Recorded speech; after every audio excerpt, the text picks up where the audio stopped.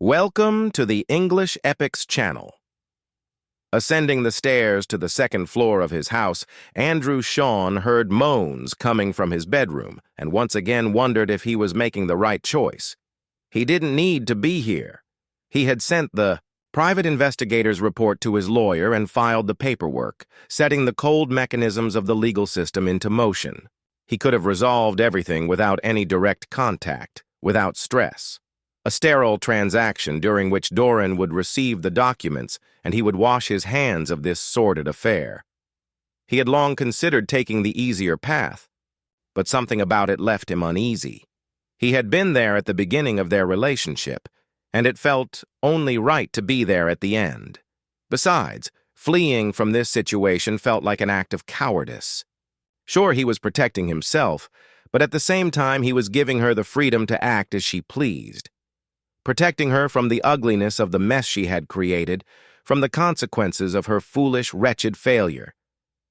But the main reason, the real reason he was there was that he needed closure. It was hard to break free of the deeply ingrained habits he had developed over 5 years of their shared life, and they both knew that if Doran pressed hard enough, he usually gave in. Of course, this was unlike an argument over the color of a sofa or the shape of a headboard. This was a matter of principle, and he had never bent on that. But ultimately, he knew he would face the grim choice between his wife's tearful remorse and the uncertainty of a future in the world of dating. He wasn't sure he could resist.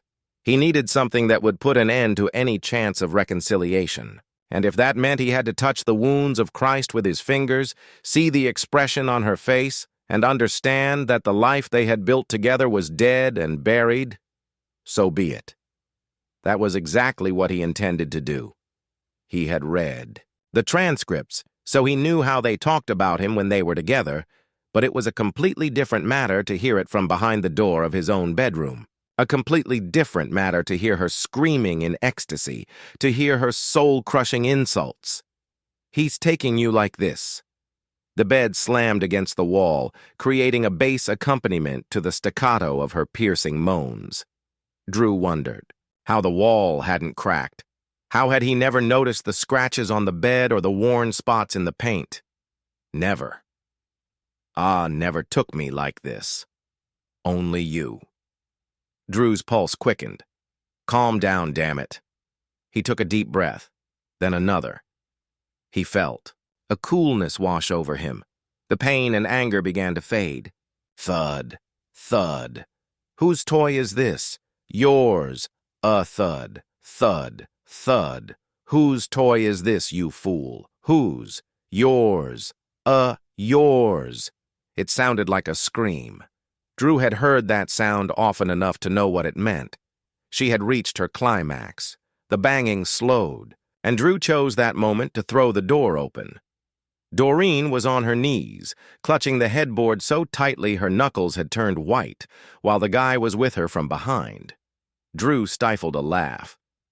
It was so ridiculous, her lover's gangly, arms gripping her hips while his skinny rear moved rhythmically. An image flashed through Drew's mind, a spider-like monkey trying to mate with a purebred stallion. He snorted. The jerk lifted his head and smirked, just as Drew grabbed his greasy hair and yanked him away from his wife. The naked man fell too, the floor next to the bed, his arms and legs flailing, his face red with a mix of anger and embarrassment.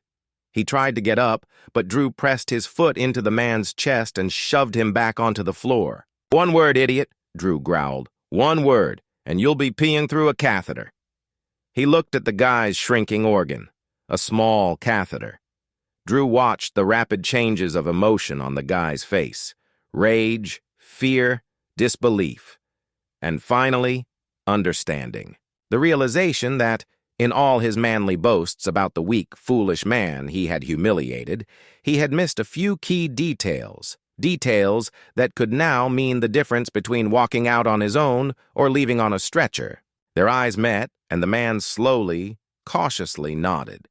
Drew removed his foot and straightened up. Drew allowed him.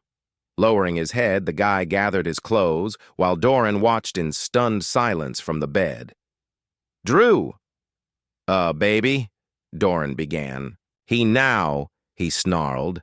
Let Casanova finish his disgraceful stroll. The bastard started to lift his eyes but thought better of it. Moments later, he disappeared. It was then that Drew realized his mistake. The plan was to do everything quickly, kick the guy out, lay out the terms of divorce to Doran, and get the hell out of Dodge. 10 minutes, tops. By the time she pulled herself together, he'd be long gone. He had remembered the important things: choosing a place to stay, splitting their accounts, and canceling the credit cards. By the time Doran got served tomorrow morning, their divorce would already be official, at least in the eyes of the bank, the court, and his company's HR department. But he had forgotten to pack a bag. He'd planned to leave it for the last minute. There was no point in alarming Doran with an empty closet, but in the chaos of transferring money, filing paperwork, and notifying HR, it had all fallen apart. He sighed. There was nothing he could do now. Her shock and confusion had bought him a little time. If he was lucky, he could still get out before she managed to regain her bearings. He pulled a suitcase from the closet and tossed it onto the bed, narrowly missing her legs. Drew. He threw clothes into the suitcase: 2 suits and 3 shirts, 2 pairs of slacks, and 1 pair of jeans. There was no need to worry about anything else. He wouldn't be staying away for long. Drew, he flinched. Doran, let me save you some time. I know this isn't the first time. I know you met him at work. I know about the Starlight Inn, and I know what you said to him when you were in bed together. He glanced at the pile of clothes in the suitcase. Did he really need to take all the hangers? He shrugged. Better to be over-prepared than regretted later, and moved on to his dresser. 5 pairs of underwear, 5 pairs of socks. I know more than enough, Doran. I'm citing irreconcilable differences. Property split 50-50. No alimony, and the house stays with me. Doran's face was pale. She whimpered. I can't live on that. He thought about offering her some advice. Give up luxury, cancel the country club membership, buy a cheaper car. But the last thing he wanted was to get dragged into a discussion about her finances. He grabbed a pair of sneakers and some sportswear. You might be able to get a better deal in court, but if you fight me, I'll sue you for adultery, and my private investigator's report will go on record. He smiled, though there was nothing funny about it. Trust me, you really don't want that. She flushed. So that's it, she said, raising her voice. You caught me in bed, and it's just over. Damn, she's starting. Drew cursed himself again for forgetting to pack his bag. Calm down, man. It's almost over. He shrugged and headed to the bathroom. Honestly, this is the quickest way to erase you from my life, and I'm not going to waste another minute on you unless I have to. He began packing everything he needed into his bag. Toothpaste, toothbrush, shaving cream. How simple this will be depends on you. I have videos, photos, transcripts. My lawyer has copies. If you start pestering me with questions or demands for consultations, this could get messy. No conversations. Her voice trembled. No discussion. Drew held firm. What is there to talk about? You cheated, insulted me behind my back, and had sex with him in my bed. Do you think I'm even remotely interested in your excuses? He zipped up his bag. To hell with all of it. I'm done with you, Doran. Talk about it with your friends, your therapist, your parents, or your damn sister. I don't care anymore. Her face flushed with anger. You coward, she hissed. You don't have the guts to talk about our problems, so you just run away. Take your toys and go home. I was right, you're pathetic. Drew suppressed his anger. Stay calm. He let her words pass by without a reaction. No response. Don't give her anything. Not anymore. In the absence of fuel, her rage seemed to feed on itself. You always run away, she snapped. You're such a damn weakling. A wimp. She had already gotten up from the bed. Naked, she hit him on the back, then hit him again, and again, and again, and again. You goddamn coward. Drew looked at her. He saw her sweaty hair, juice running down her leg. He started to button his suitcase. almost done. He barely felt her fists hitting his back, but something stirred inside him. He imagined the beast opening its eyes, tilting its head. Bastard coward. Her fists kept coming. You're afraid to fight. You're such a weakling, damn it. I really should have packed the bag earlier, he thought. Then she touched his head, and he saw stars flash. He turned sharply toward her. When Drew was 14, he discovered he had a temper. Before that, there had been a few episodes, yelling at people, fighting, swearing, and so on. Boys will be boys, adults would say, shaking their heads, perhaps recalling their own rowdy youth. They'd punish him, he'd apologize, and no one paid much attention.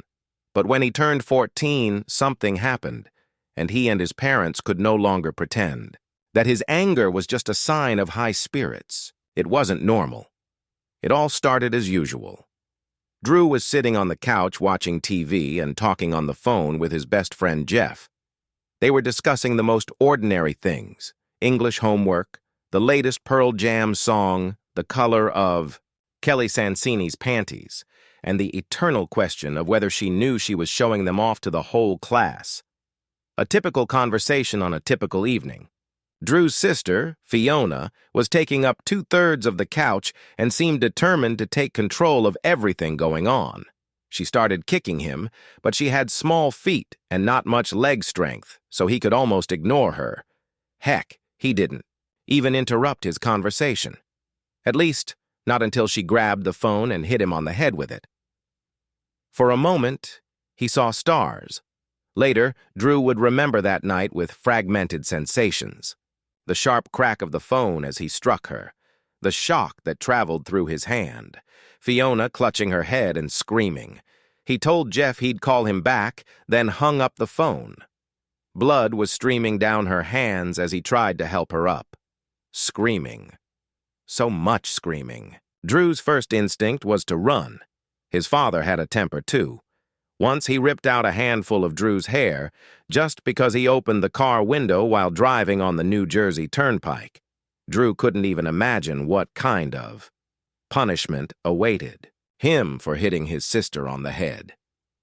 But as soon as Drew ran out of the house, he had no idea what to do next. He made it as far as the front yard before realizing there was nothing to do out there, nowhere to go. He collapsed to the ground and tried to come up with a plan. Tears welled up in his eyes. He couldn't stop them. After a while, Drew's father came and sat down beside him. Drew felt a mix of terror and embarrassment. His father hated tears, and ever since Drew turned 10 or so, he had heard all the phrases fathers use when they want their sons to toughen up. Men don't cry, be a man, and the all-time favorite, if you want something to cry about, I'll give you a reason to cry.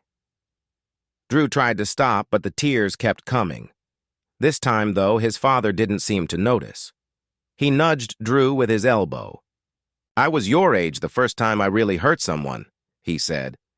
His voice was low and soft, and Drew strained to hear him. He tried to suppress his sobs, shuddering when they broke free. "Really?" he whispered. "Yeah, a guy from my 9th grade class. Dennis Greenbaum. He kept messing with my watermelon." Drew's father shook his head. "I told him to keep his grubby paws off my watermelon. He didn't listen." "What did you do?"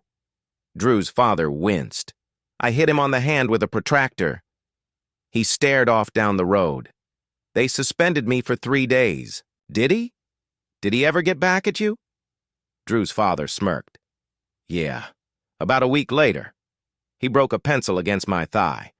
Drew had seen it before, a small piece of dark graphite floating under his father's skin, but this was the first time he'd ever heard the story behind it. "What happened next?" "I took it," his father sighed. "I guess I deserved it. We ended up becoming friends. He was one of the groomsmen at my wedding. Uncle Denny. Uncle Denny." "What?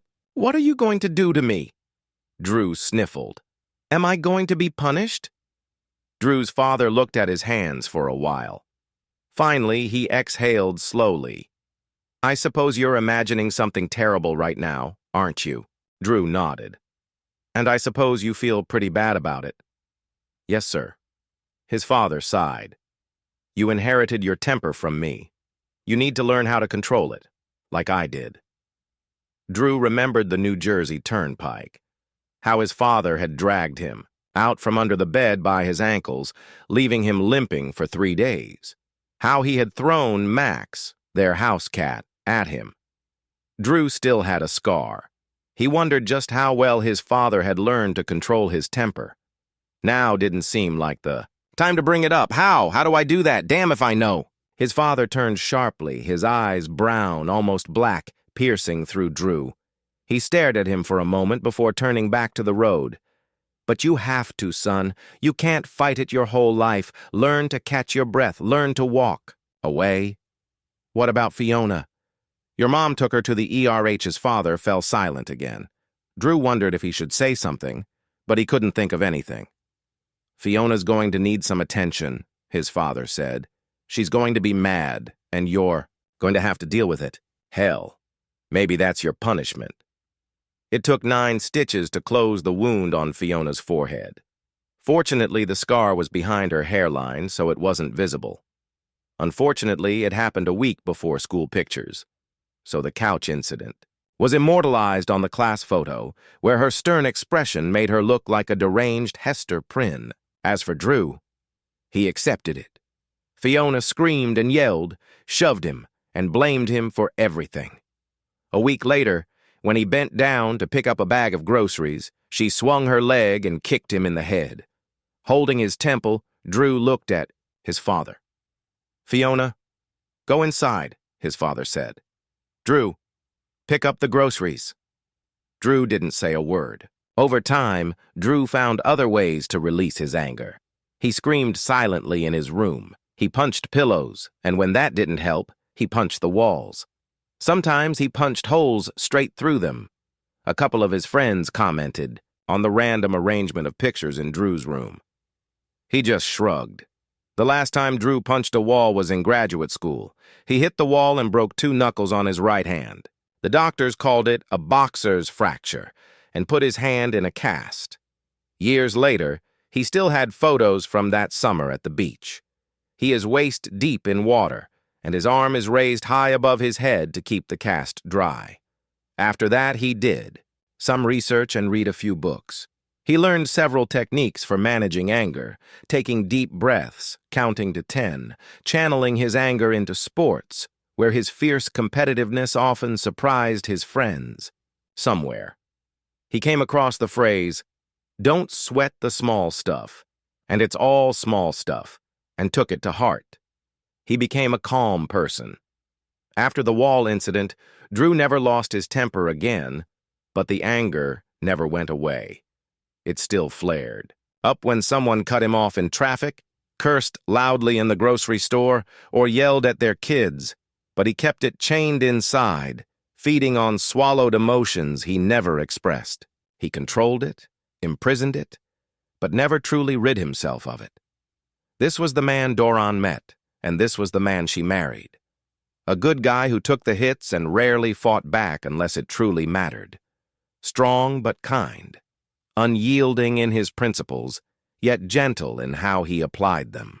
Drew decided that when they finally had children, he would never be the kind of man his father was. He would never let them see the rage he worked so hard to contain. His children would respect him, but they would never fear him. As for the anger, it lay dormant, quietly satisfied with the life Drew had built. Things weren't going the way Doron had expected. Where was her kind, considerate man, the sweet guy with the good-natured smile who could crack a joke and compromise? She couldn't believe how quickly he got rid of Will, how easily he stripped her lover of all his pretense, exposing him as nothing more than a boy hiding behind a flimsy wall of loud words and self-delusion. But Will wasn't the only one who was. Deluded was he. She ignored the small voice and focused on Drew, on the fact that he had left her. Did she mean nothing to him? Was he not even going to try to fix things? She was surprised to realize she felt betrayed. This wasn't how it was supposed to go. He was the one who should have apologized. Well, maybe not apologized. That might have been asking too much, but at least forgiven her. Tried to fix things. Tried to find a way to keep them together. But Drew wasn't doing that. Hell, he wasn't even looking at her. He had told her he was going to divorce her. He had declared it in a strange, emotionless voice, as if she meant nothing. As if he couldn't wait to erase her from his life. Her, the woman who had been his whole world, the future mother of his children, the woman he had cherished, protected, and treated like a treasure during all 5 years they had been together. She felt a surge of anger. Screw him. No, seriously, screw him. She let the anger grow, let it burn brighter. She let it drown out the guilt and shame. Let it consume her doubts, silencing the quiet voice that told her this was her fault, that she was the one who had broken him. With the anger came strength, fury, vengeance. And then she screamed at him. How dare he throw her out, act like she meant nothing. You coward, she snapped. You don't have the guts to talk about our problem, so you just run away. Take your toys and go home. I was right, you're pathetic.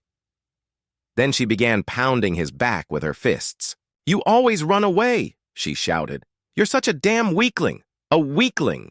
She struck him again. You goddamn coward. He didn't stop packing. Hell, he didn't even slow down. It was as if she weren't even there.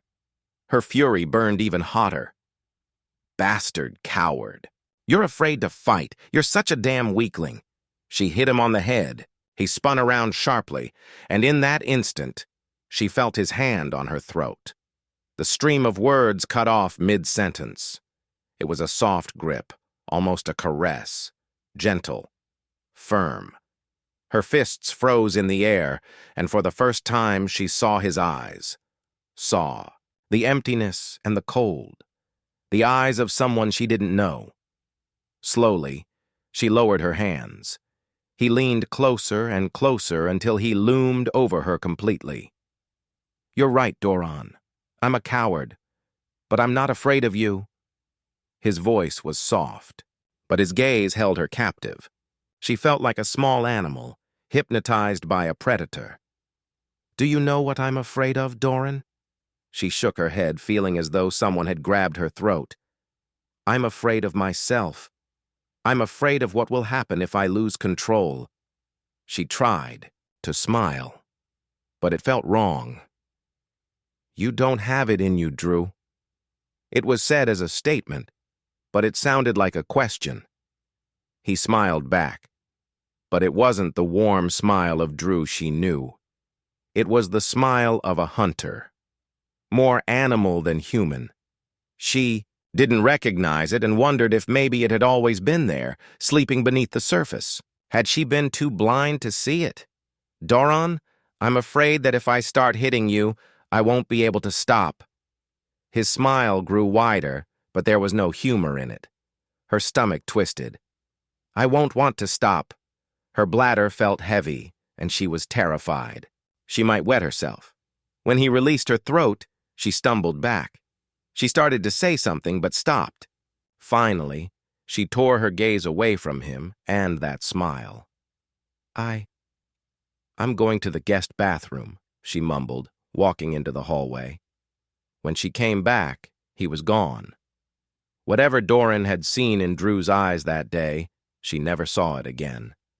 When they met a month later in his lawyer's office, he was the same old Drew, firm, but also gentle, kind. A few times she noticed the goofy grin she had once adored, or the calm smile she used to rely on. When they discussed dividing the photo albums, she even caught a hint of the loving smile she had taken for granted, until it disappeared. She began to wonder if she had imagined the other man, the one who had nearly made her wet herself that day in her bedroom. But she knew she was lying to herself. One sharp glance across the lawyer's table told her that the other Drew was real too. She understood how much it cost him to keep that side of himself on a leash. And knowing that, reconciling it with the Drew she had once loved, She also understood that they would never be together again. Thank you for listening until the end. See you in the next episode of English Epics. Take care of yourself and your loved ones. Goodbye.